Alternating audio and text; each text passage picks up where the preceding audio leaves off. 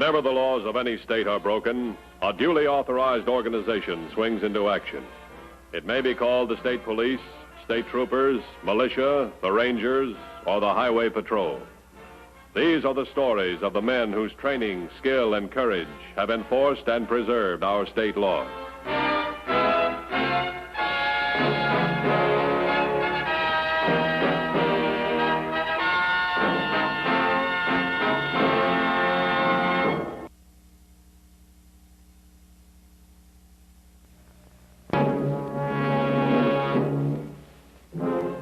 Each year, some 2 million people are arrested on charges ranging from vagrancy to murder. And of these 2 million, more than 50% are found guilty. The Highway Patrol is proud of its record in bringing to justice those who break the law. One Thursday in June, the Highway Patrol ran into one of its most baffling cases. A brutal murder, seemingly without plan or purpose. One whose victim's wallet carried only a single card of identification, curiously designating Henry LaFaver, no relation, to be notified in case of emergency. The Highway Patrol found Roger Wilson dead in a motel room far distant from his home, and sent for Henry LaFaver in the hope that he could bring some sense to a seemingly wanton killing. Hi, this is Mr. Henry LaFaver. He flew out from New York to identify the body. Mr. LaFaver, Mr. Matthews. How do you do? Identification positive? Unfortunately, yes. Does he have a family? A wife and a married daughter. Why was your name in his wallet to be notified in case of emergency? My business is Continental Gems, and Roger is, or was, my salesman. Like all jewelry salesmen, he traveled inconspicuously across the country. His wallet contained only the simplest form of identification, in case he was held up or robbed. Oh, I see. Roger was carrying over $100,000 in precious gems. Anybody else know he was making this trip? Only my secretary and me. Oh, I see what you're thinking. Yes, it had to be somebody who knew. But how? The life of a jewelry salesman is lonely and secretive. He never stops at the same hotel twice. He never travels the same road twice. And he never talks to strangers. Well, what about your secretary? She's been with me 25 years, almost as long as Roger Wilson. Roger was going to retire next month. This trip was to be his farewell to his customers. Mr. Matthews, I'd like to be the one to notify Roger's wife. Well, you come down to headquarters. You can make the call from there. Thanks for your kindness, Sergeant. Not at all, sir. Let's go. Pete Madison, using the name John Halloran, smugly waited for his partners in crime, Jack and Sally Barron, knowing full well that his years as a New York elevator operator in a rich jewelry building gave him access to a plan which now was proving successful. 3 quick robberies of 3 isolated jewelry salesmen over 1,000 miles from their homes. 3 robberies by 3 determined first-timers who would never again commit a crime. Well, how'd you make out? Fine. Were you spotted? No. After we took care of Wilson and found the gems, we cut back east. We even had to stop overnight at some flea bag of a hotel.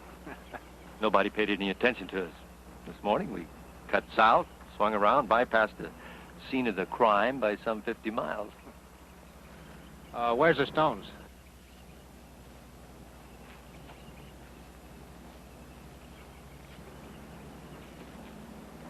Boy, aren't those beautiful?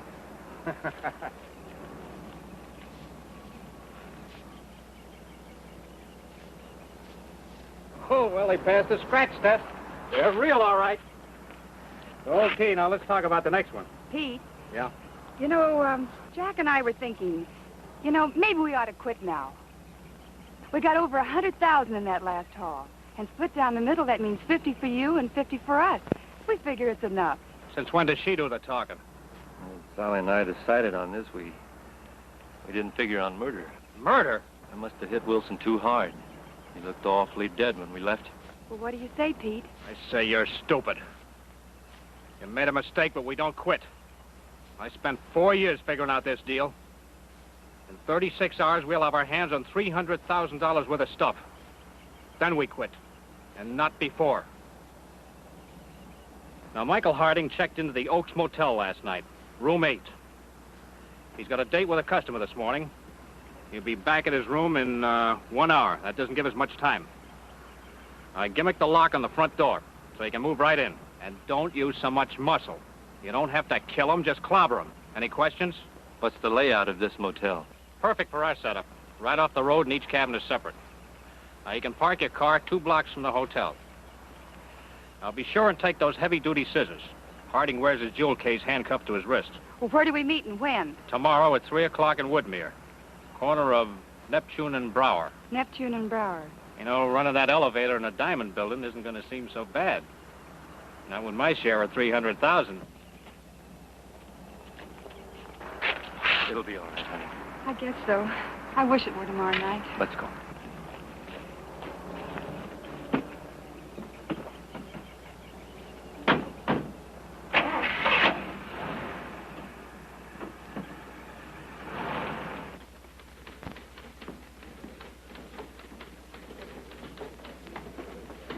I've got the chart finished. Come here. Here's a list of all the guests at the motel where we found Wilson. Any of these names or descriptions seem familiar to you? No? Anything from the lab on fingerprints? No, nothing. What do all these statistics mean? Well, the medical examiners established the time of the murder as 1 o'clock Wednesday afternoon, a little more than 24 hours ago. The check-in and check-out times tell us who was at the motel when Mr. Wilson was there and who was still there when he was killed. We've checked the Vandervoorts and the Watermans, also the guy that owns the motel. They've all got good alibis. Now, as you can see from the chart, the Slaters, Conrad Mason, John Halloran checked out before Wilson was killed. We've ordered them picked up for questioning. From what you say, it would seem that the murder is not on the chart. Well, we're not sure. We're still checking alibis. You sure none of these names are familiar? I don't recognize any of them. Well, what about the descriptions? Just a collection of statistics. Now, if I could see them face to face, that might be a different proposition. We're trying to arrange that for you now. Slater's check out clean. At the time of the murder, they were in a hotel 100 miles from here. We still have the APB on Mason, and we're continuing to check buses and trains on John Halloran.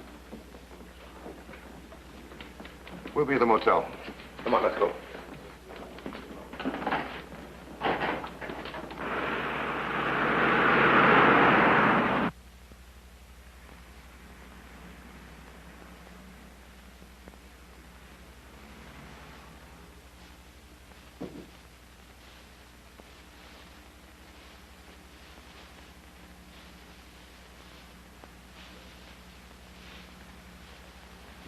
So far, so good. Boy, but I'll be glad when this is over. One more job after this one, and we can all relax. Relax. Coming over here, I thought that a cop was going to tap me on the shoulder any minute. For crying out loud, Sally. Can't help it. I thought I wasn't scared anymore. But cops don't give up so easily when it comes to murder.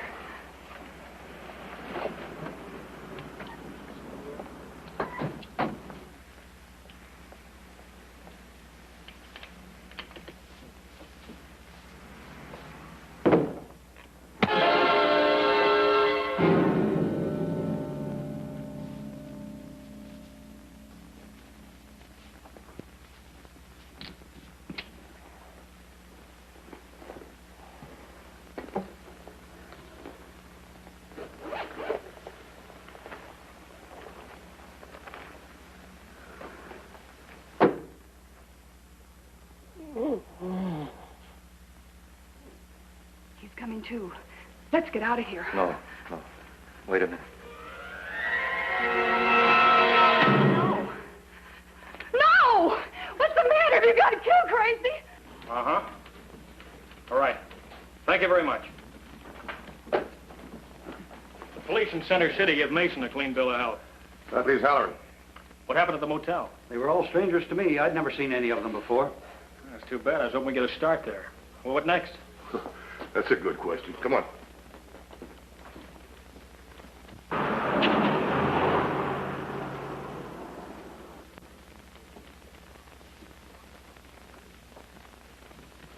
Yeah, thank you. Did you get that? Right. Headquarters to 4032. The Briar Valley Police report an attack and robbery at the Oaks Motel. The victim's identified as Michael Harding, a jewelry salesman from New York City. He's got a slight concussion. You know him? Very well. He works for Endicott & Sons. They're located in my building. Where's the Oaks? On Highway 16, 4 miles past the junction with 22. Okay, come on, let's go.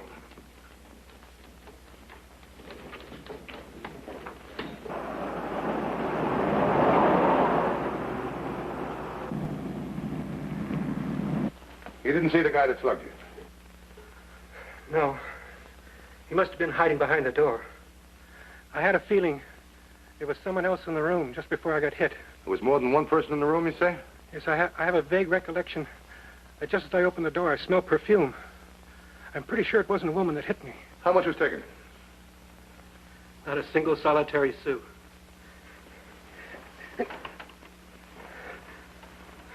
Would you bring that case over for me, please? Yeah, sure.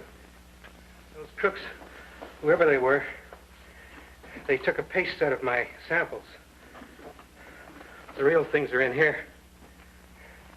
You see, whenever I visit one of my customers, I take a paste set.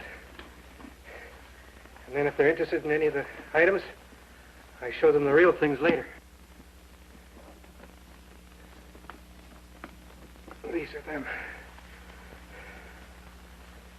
Is it all there? Yes, they're all there, Mr. Matthews. This is the real stuff. $130,000 worth of gems on the wholesale market. So say, Mr. Matthews, would you put these in a safe place for me till I'm able to get back to New York? Yeah, sure. I've got the registry. Is it up to date? Yeah, the manager says right up to the minute. John Halloran checked in last night. Checked out about 4 hours ago. The manager didn't see him go, but he saw the checkout sign on the door. Any description? He says about 5'9" or 10, 35, sandy. What about the car? Now, that's a strange thing. Now, according to the manager, the man walked into the office with a small suitcase. Only 2 buses passed here during the day, one at 11 o'clock, one at 4 o'clock. Halloran came in at 6 o'clock, according to the book. Did the manager give you anything else that was special? Well, he said he seemed unfriendly, kind of mean. Well, that's something. Halloran, John Halloran. Wasn't there such a fellow registered at the other motel? Yeah, that's right. Tell me, how long have you been dealing in gems? Oh, 30, 35 years. How often does a robbery like this take place? The robbery of a jewelry salesman is a very rare thing, but I see what you're getting at. 2 robberies in 24 hours in the same part of the country, and both salesmen from the same building. Yeah. And you still don't recognize Halloran? No, I'm sorry. What about you, Mr. Harding? Well, from the description, I think I should know him. But for the life of me, I can't think of who it is. Okay. Thanks very much.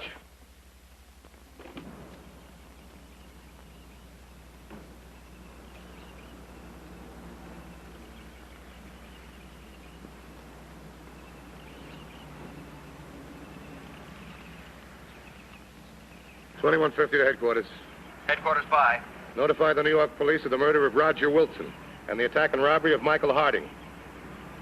Have them check all tenants of the Diamond Building. See if there's another jewelry salesman from that building in this area. Also check the tenants in that building, see if you can get me a description of a guy by the name of John Halloran. 10-4? 10-4. Well, nobody saw a thing. No car, no sign of him. You think he could be a hitchhiker? No, this thing is too well organized. And figuring from what Harding said about the perfume, he could be working with a woman or a man and a woman. What's in the case? Well, that's the real jewels. The crooks got paste duplicates. You know, it's an outside chance they might come back for him. Put a stake out on Harding's room, will you? $21.50 to headquarters. Headquarters by. Anything on the bus and rail check of Halloran? Negative. Look, just in case Halloran's traveling by car, alert all units to be on the lookout for a car with a New York State license. Oh, he might be traveling with a woman. I'm coming in. 10-4? 10-4.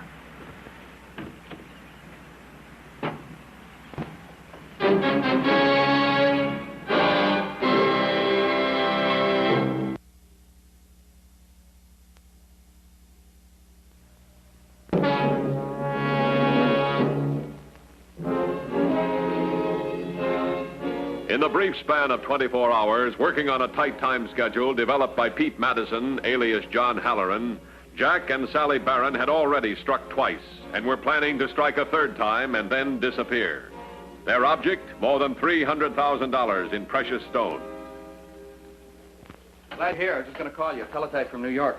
John Halloran checked against anybody who might have business in the Diamond Building. Description matches any of 6 men working there. Only one of them isn't around. Peter Madison, elevator operator on a 2-week vacation. DMV shows a car registered in his name, license number 065822. That's good. What else? Checked all firms in the building. One other diamond salesman due in your area, Thomas Thayer.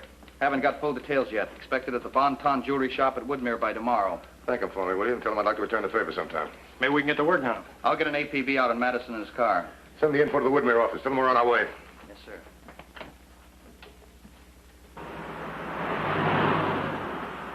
Headquarters 2150. This is 3016. Bye. Woodmere reports that Thomas Thayer left the Bon Ton Jewelry Shop 5 minutes ago. Owner of Bon Ton doesn't know where he's staying. We're checking all motels and hotels in the area. What about Pete Madison? Any report on him? Negative, but roadblocks have been established on all main arteries leading into Woodmere. 10-4.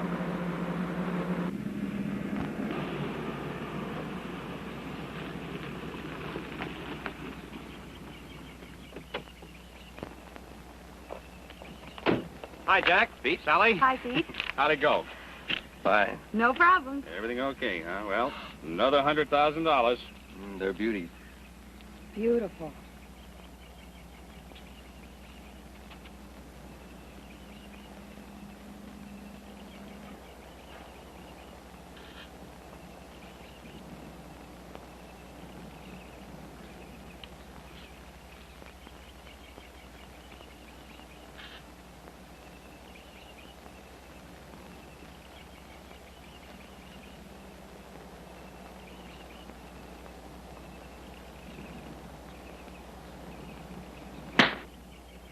What are you trying to pull? What are you talking about?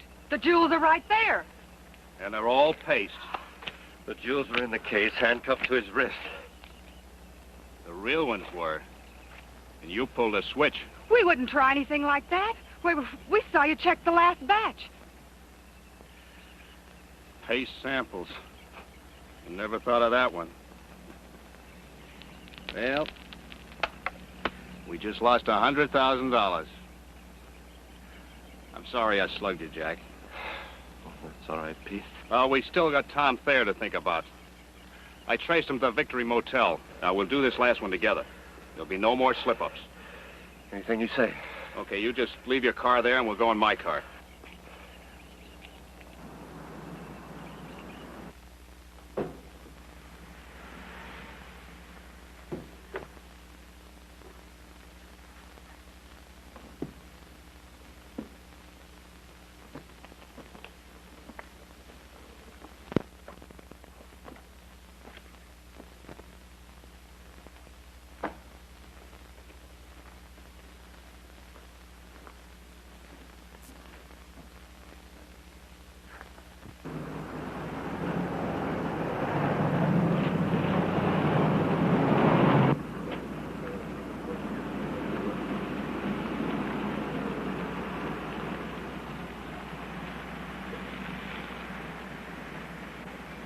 It looks like everything's going wrong.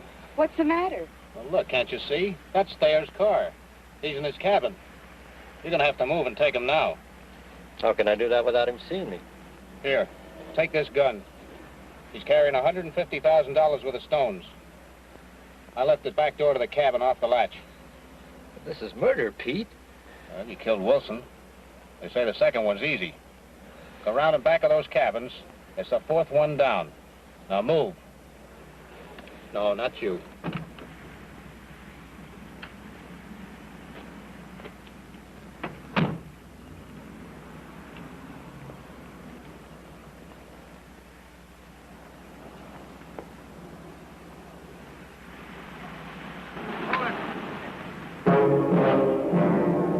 Right down there. Come on, let's go.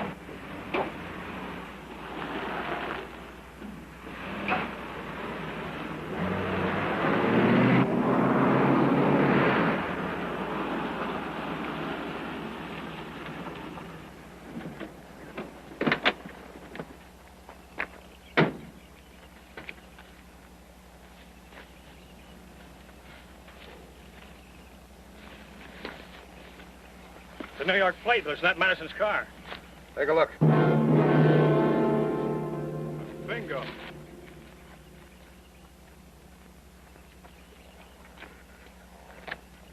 That must be the car used by Madison's Confederates. Yeah, but where are they? Looking for Thayer? Headquarters to 2150. Headquarters to 2150.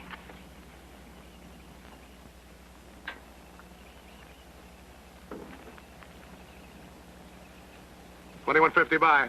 Thomas Thayer traced to Victory Motel, room number 14 at High Point. Send a stakeout to a car parked at the edge of Woodmere Road. 10-4? 10-4.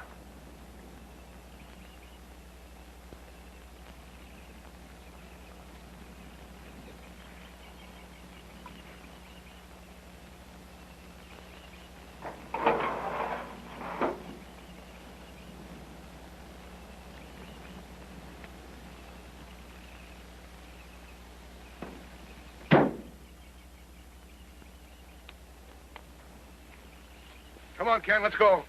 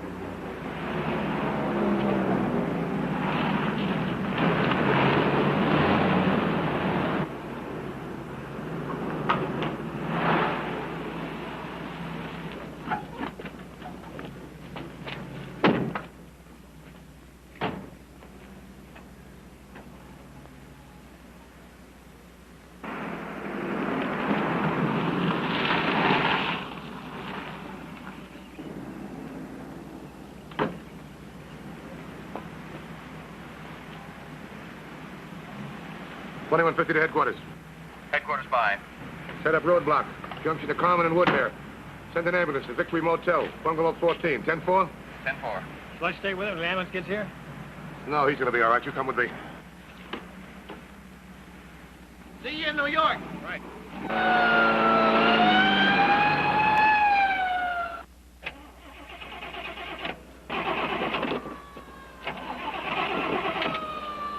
Cops.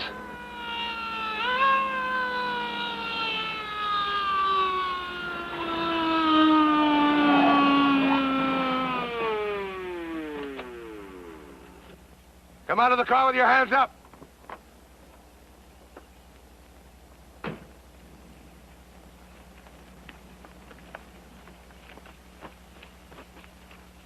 You're not Madison. Where is he? On his way to New York. He can't be too far ahead of me. I'm going after him. Here, take him in.